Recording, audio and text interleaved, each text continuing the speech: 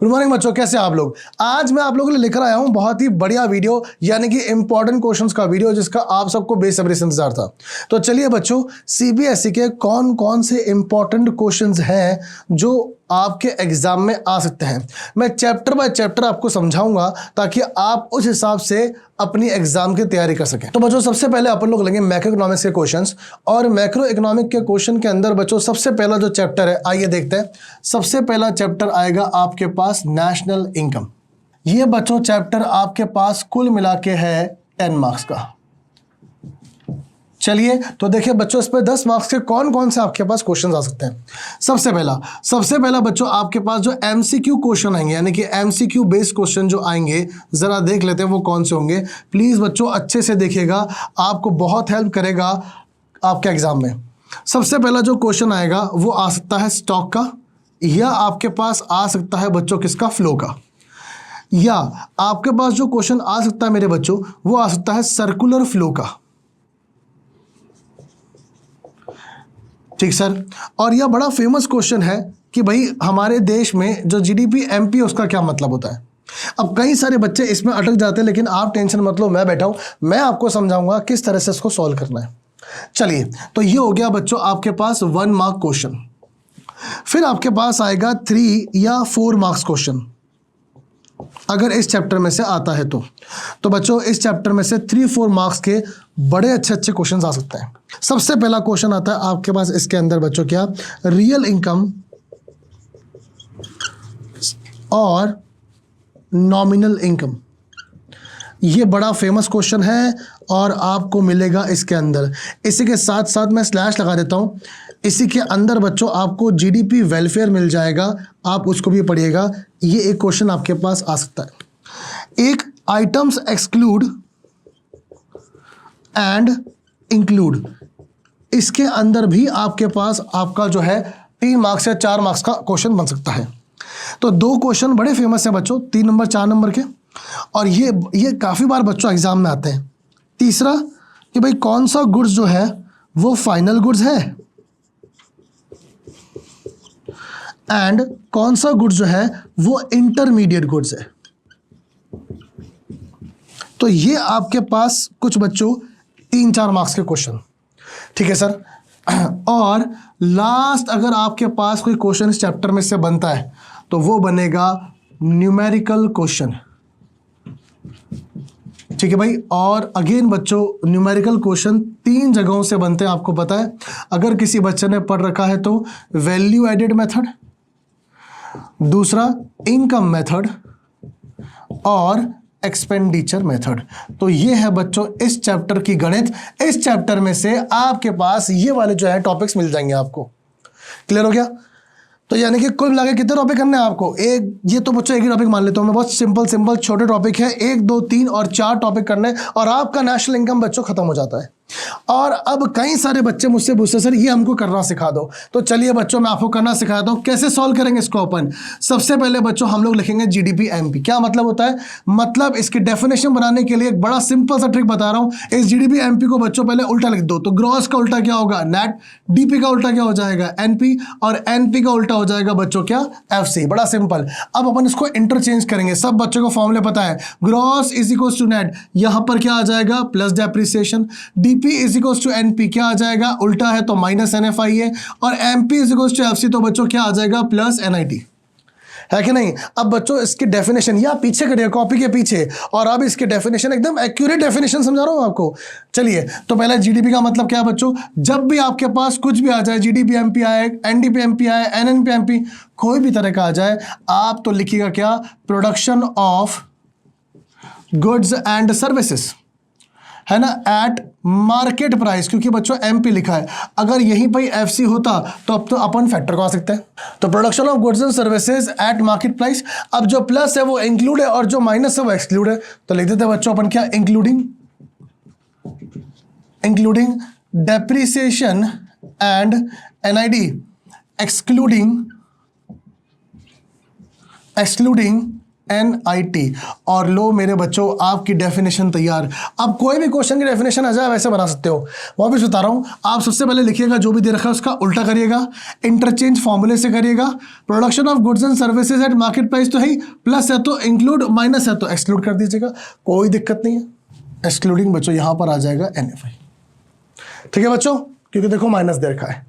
ठीक से समझ में आ गया। देखो ना, अगर प्लस है तो इंक्लूड तो ये बच्चों आपके पास दे रखे ये इंक्लूड वाले प्लस, और माइनस वाले मैंने क्या कर दिए एक्सक्लूड। हर तरह की डेफिनेशन अब आपकी ऐसी बन जाएगी। तो बच्चों नेशनल इनकम का यहाँ पे खत्म होता है। उम्मीद करूंगा 10 मार्क्स आपके पूरे के पूरे इसके अंदर मिल जाएंगे आपको। तो चलिए बच्चों चलते हैं अपन अब अपने दूसरे टॉपिक की तरफ। और जो दूसरा टॉपिक है उसका है बच्चों नाम money and banking. Money and banking में से चलिए देखें क्या आ सकता है। और ये जो है बच्चों वो है 6 मार्क्स का। सर फटाफट से बता दो MCQ कैसे आएंगे इसके अंदर से। बच्चों मनी जो चैप्टर है ना, मनी चैप्टर, इसके अंदर टाइप्स ऑफ मनी जो है वो एक MCQ क्वेश्चन बन सकता है। ठीक है भाई, ठीक सर। अब आगे चलते हैं अपन। अच्छा अब आते हैं बच्चों अपन बैंकिंग की तरफ। बैंकिंग का क्या हिसाब है, 2 तरह के बैंक है। एक है आपके पास कमर्शियल बैंक और एक है आपके पास सेंट्रल बैंक। तो देखिए जरा फटाफट किसमें से कितने क्वेश्चन आएंगे। सेंट्रल बैंक के कौन कौन से क्वेश्चन आते हैं बच्चों, टॉपिक बता देता हूं। इसके अंदर तो मेरा एक ही फेवरेट है भैया, क्रेडिट क्रिएशन। इसका क्वेश्चन आ सकता है। सेंट्रल बैंक में से आपके पास फंक्शंस ऑफ बैंक। अच्छा एक बात ध्यान रखना बच्चों, तो बच्चों एक इनडायरेक्ट क्वेश्चन आएगा आपके पास सेंट्रल बैंक में से, और वो होगा बच्चों कैसा, पैराग्राफ बेस्ड क्वेश्चन। अब वो क्वेश्चन कैसा होगा, जैसे कि सपोज करो जन धन योजना बच्चों जो है वो प्राइम मिनिस्टर नरेंद्र मोदी ने स्कीम लगाई। इस स्कीम के हिसाब से हर इंसान को अपना एक अकाउंट खोलना पड़ेगा। अब इससे क्या होगा, अगर कोई बंदा अकाउंट खोलेगा तो ऑब्वियसली बात है पैसा भी तो डिपॉजिट करेगा, तो डिपॉजिट जो है वो ज़्यादा हो जाएंगे।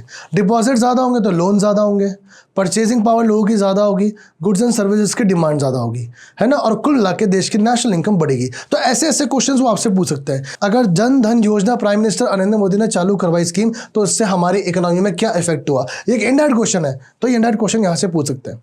तो ऐसे कई सारे क्वेश्चन बच्चों इनडायरेक्ट बन सकते हैं। आप बेफिक्र रहिएगा, वो क्वेश्चन का आंसर या तो फंक्शन ऑफ बैंक में होगा, सेंट्रल बैंक में, और या तो इसका आंसर होगा बच्चों किसके अंदर, मॉनेटरी पॉलिसी के अंदर। अब आप लोग में से कई बच्चे सोच रहे होंगे सर मॉनेटरी पॉलिसी, बच्चों इसका तो क्वेश्चन 100% आएगा। आप मान के चलो इसका क्वेश्चन भैया 100% आएगा, ये लो मैंने लिख दिया 100%। अब आप सोच रहे होंगे सर हमें तो ये आती नहीं है। आप बेफिक्र रहिएगा, मैं आपको लास्ट में कॉन्टैक्ट नंबर दूंगा, आप उस पर कॉल करके बात कर लीजिएगा, आपको उसका पूरा लेक्चर मिल जाएगा। तो चलिए इस पर्टिकुलर टॉपिक का भी, तो मनी बैंकिंग की बात हो चुकी है। आइए मार्क्स की बात कर लेते हैं। तो इनका बच्चों क्वेश्चन आएगा 3 या 4 नंबर का, और ऑब्वियसली बात है ये भी 3-4 नंबर में आ जाएगा, लेकिन बच्चों ये आपका 1 नंबर में आएगा। ठीक है बच्चों, इसी तरह से ये कंप्लीट होते हैं, पूरे 6 मार्क्स का आप जरूर देखेगा। तो चलिए बच्चों चलते हैं अपन अपने तीसरे चैप्टर की तरफ, जिसका नाम है, फटाफट से आते हैं बच्चों अपन किसकी तरफ, aggregate demand and aggregate supply. और मेरे बच्चों ये है 12 मार्क्स का चैप्टर। तो चलिए इसकी भी एक बार देख लेते हैं फटाफट से।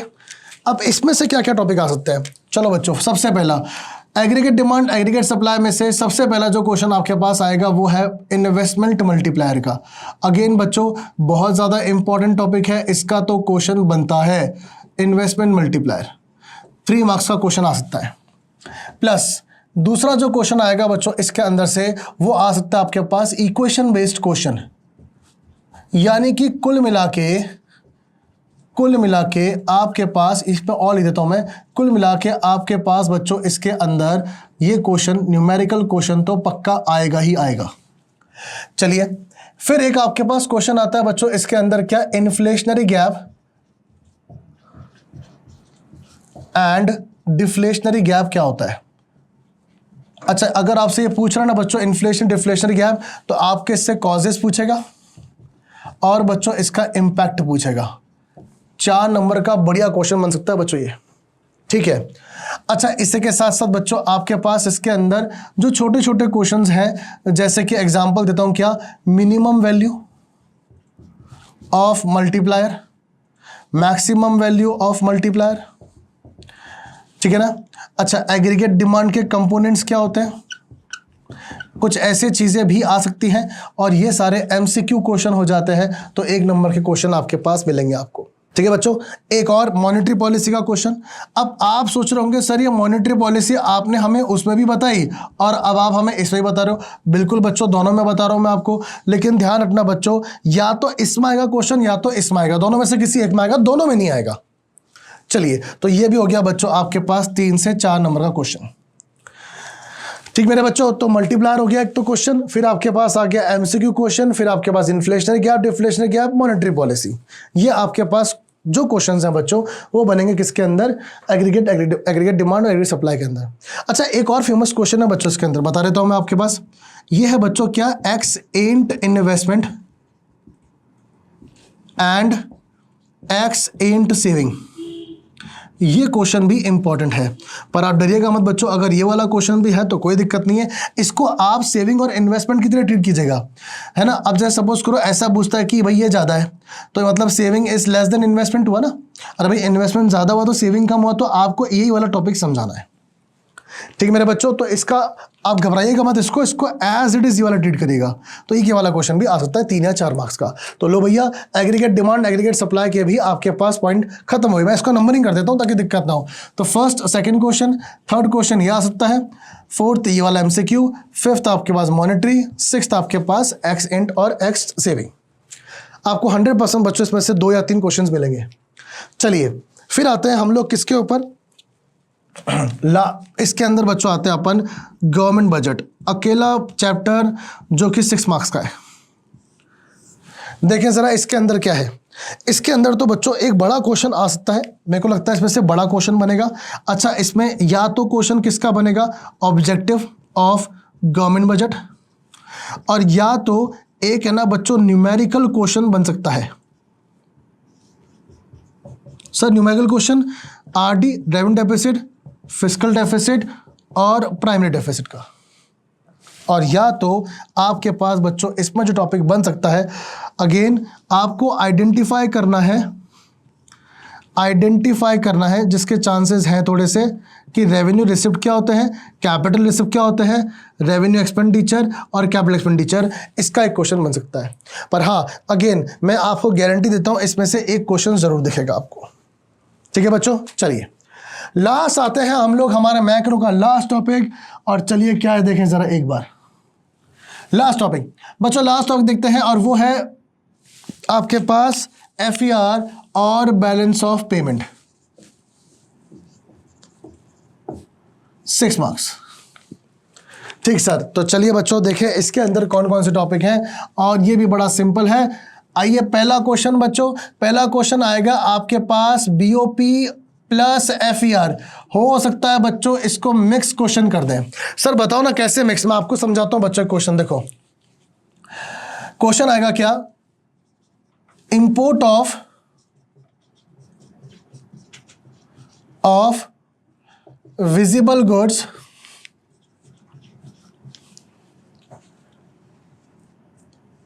By India. अब बच्चों इंडिया ने विजिबल गुड्स का इंपोर्ट किया, तो अभी बोलेगा क्या? Explain in which account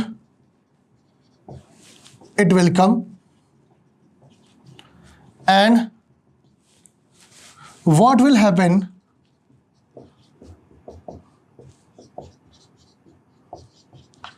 to foreign exchange rate. अब बच्चों एक ये क्वेश्चन आपके पास जरूर आ सकता है। देखो मिक्स क्वेश्चन है, दोनों आ गए, इसके अंदर 3 मार्क्स का क्वेश्चन आ जाएगा। बहुत सिंपल है, मैं आपको आंसर बता देता हूं उसका। सबसे पहले इंपोर्ट किया है विजिबल गुड्स का, तो विजिबल गुड्स का अगर आप इंपोर्ट करते हो तो ये आपके पास आएगा, कई बच्चों ने आंसर दे भी दिया होगा, करंट अकाउंट में आएगा। और क्योंकि आप इंपोर्ट कर रहे हो, डिमांड बढ़ रहा है, तो इसका मतलब करस्पॉन्डिंग टू सप्लाई, तो फॉरेन एक्सचेंज रेट बढ़ेगा और हमारा करेंसी डेप्रिशिएट हो जाएगा। अगेन अगर आपको इसके बारे में और जानना है तो आप मुझे कांटेक्ट कर सकते हैं।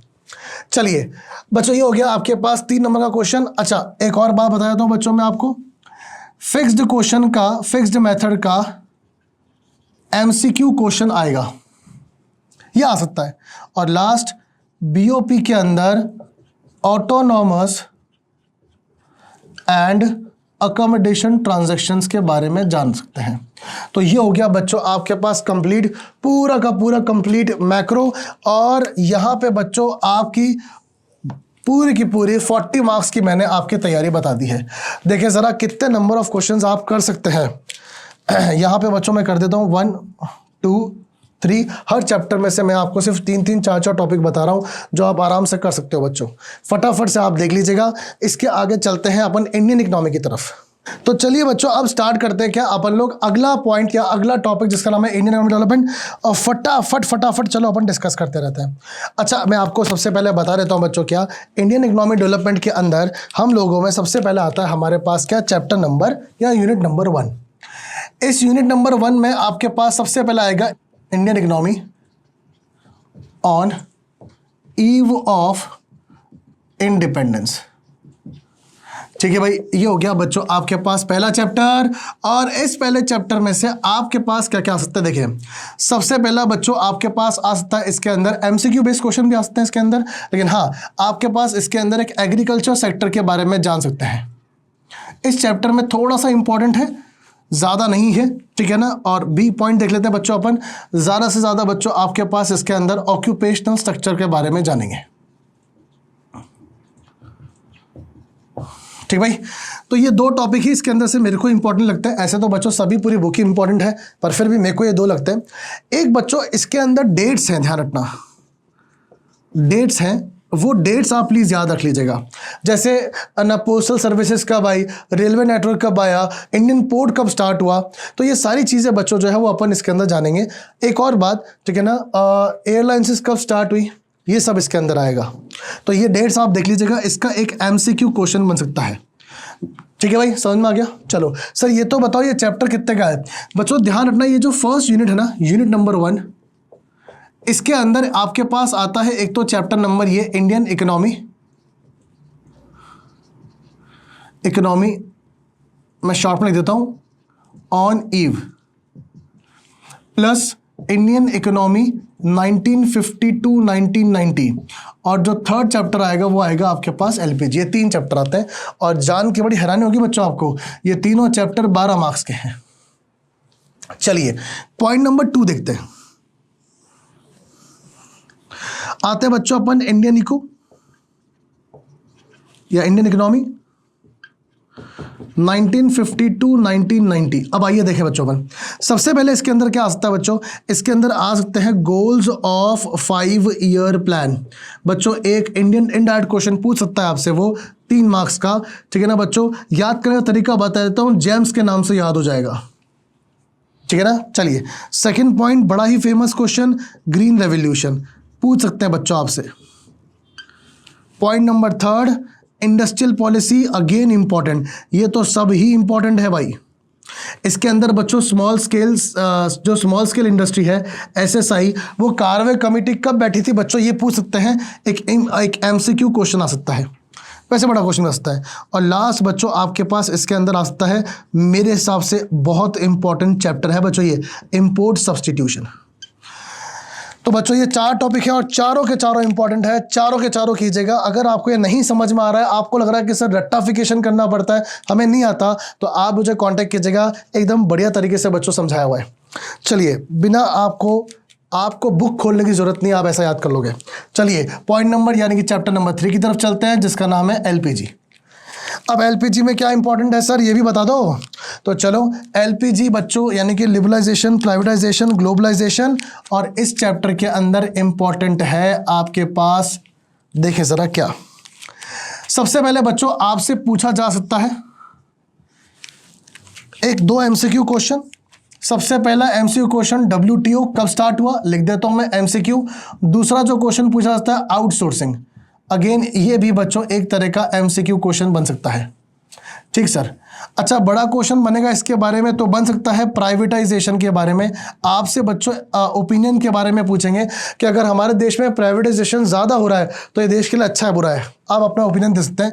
3 या 4 नंबर का क्वेश्चन पूछेगा आपसे। और लास्ट पूछ सकता है आपसे क्या कि ये जो NEP 1991 है, इससे हमारे देश में फ़ायदा हुआ या नहीं, तो बेनिफिट्स के बारे में पूछेगा। चलिए बच्चों, आपके 12 नंबर के मैंने आपको टॉपिक बता दिए हैं। अगला चलते हैं बच्चों अपन नेक्स्ट टॉपिक की तरफ, और नेक्स्ट टॉपिक कौन सा है देख लेते हैं बच्चों। नेक्स्ट टॉपिक है आपके पास HCF प्लस आपके पास आ जाएगा अनएम्प्लॉयमेंट एम्प्लॉयमेंट, प्लस आपके पास आ जाएगा सस्टेनेबल डेवलपमेंट, प्लस आपके पास आ जाएगा बच्चों इसके अंदर एक और इंपॉर्टेंट टॉपिक आप सबको पता है बच्चों, क्या, रूरल डेवलपमेंट।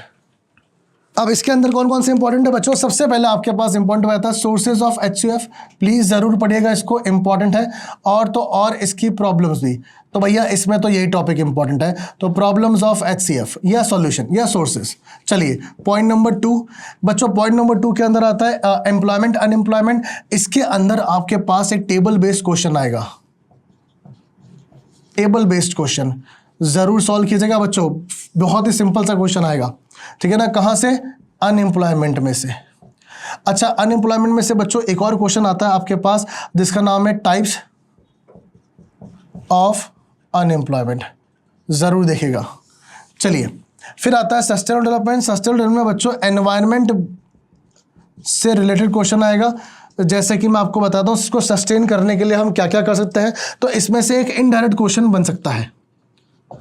चलिए, और लास्ट में आता है बच्चों rural development, agriculture marketing system जिसको अपन AMS कहते हैं, और बच्चों इंस्टीट्यूशनल और नॉन इंस्टीट्यूशनल का आप जरूर पढ़ के जाइएगा, ठीक भाई। चलिए बच्चों टाइप्स ऑफ, अच्छा अनएम्प्लॉयमेंट में work force, labour force, formal sector, informal sector, इसके MCQ भी आ सकते हैं। और बच्चों लास्ट आता है बड़ा ही फेमस क्वेश्चन या बड़ा ही फेमस चैप्टर जो अकेला 8 मार्क्स का है, और यहाँ पे आपकी इंडियन खत्म होती है बच्चों, जिसका नाम है इंडिया। मैं इसको बुलाता हूँ बच्चों ऐसा, वैसे तो नेबरिंग कंट्री है, चाइना एंड पाकिस्तान। तो बच्चों ये हो गया आपके पास क्या, आपका लास्ट चैप्टर। इसके अंदर आपके पास क्या आ सकता है बच्चों, इसके अंदर आपके पास आ सकती है एक केस स्टडी, क्योंकि ये चैप्टर बच्चों अकेला, मैं आपको इसकी मार्किंग बता देता हूँ। ये तो 12 मार्क्स का हो गया, ये हो गया बच्चों आपके पास 20 मार्क्स का, और ये बच्चों अकेला चैप्टर आपके पास हो गया 8 मार्क्स का, ठीक है ना। तो केस स्टडी आ सकती है बच्चों इसमें से 6 मार्क्स की, ठीक है ना। प्लस इसमें बच्चों अगेन आपको देखोगे तो इसके अंदर भी कुछ डेट्स हैं, कुछ इंपॉर्टेंट पॉइंट्स हैं, मैं एक बार लिख देता हूं ताकि आपको याद हो कि भाई HDI किसका बेटर है, ठीक है ना, लाइफ एक्सपेक्टेंसी किसकी बेटर है, इस तरह से आपके पास क्वेश्चंस आ सकते हैं, ठीक है भाई। और यहाँ पे बच्चों खत्म होता है आपके पास इन सब कुछ इंडियन इकोनॉमिक डेवलपमेंट का। मेरे को ऐसा लगता है बच्चों क्या कि आपको मैंने कई सारे क्वेश्चंस दिए, लेकिन अगर सबको जोड़ोगे ना बच्चों तो ज़्यादा क्वेश्चन नहीं है। अरे एग्जाम में भी तो 34 क्वेश्चन आएंगे भाई। ये है बच्चों आपके पास आपकी स्ट्रैटेजी, फटाफट से इसको देख लीजिए, और हाँ बढ़िया तरीके से बच्चों इसको कीजिएगा, और हाँ मेरे को ज़रूर बताइएगा बच्चों कि क्या ये क्वेश्चंस आपके काम आए या नहीं आए। और मैं आपको फिर बोल रहा हूँ, अगर कोई भी टॉपिक में आपको दिक्कत आ रही हो, कोई भी टॉपिक आपको नहीं समझ में आ रहा हो, तो प्लीज़ हमें ज़रूर इन्फॉर्म कीजिएगा, हम आपकी हेल्प करेंगे थ्रू लेक्चर्स। थैंक यू बच्चों, आज के लिए इतना ही, बेस्ट ऑफ लक, और पेपर को बढ़िया तरीके से करके आइएगा, डरना मत, बी कॉन्फिडेंट।